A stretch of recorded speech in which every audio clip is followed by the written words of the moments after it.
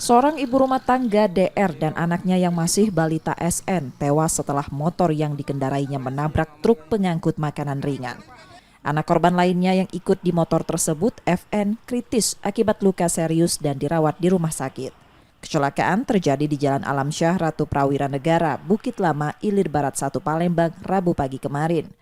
Polisi yang melakukan olah TKP menerangkan kecelakaan akibat sepeda motor korban akan mendahului kendaraan di depannya melalui jalur kiri. Dari arah berlawanan ada truk yang kemudian tertabrak motor korban.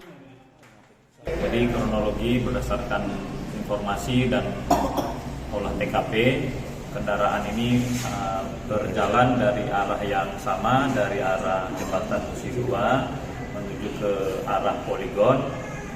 Ketika hendak mendahului dari sebelah kiri, kendaraan roda 2 ini menabrak kendaraan roda 6 yang searah dengan kendaraan roda 2 tersebut. Itu sekarang Bang, apa yang kita amankan? Sementara untuk barang bukti sudah kita amankan, masih kami dalam proses penyidikan. Pengendara truk kini diamankan polisi dari Satlantas Polrestabes Palembang. Yudi Kiswanto, Kompas TV, Palembang, Sumatera Selatan.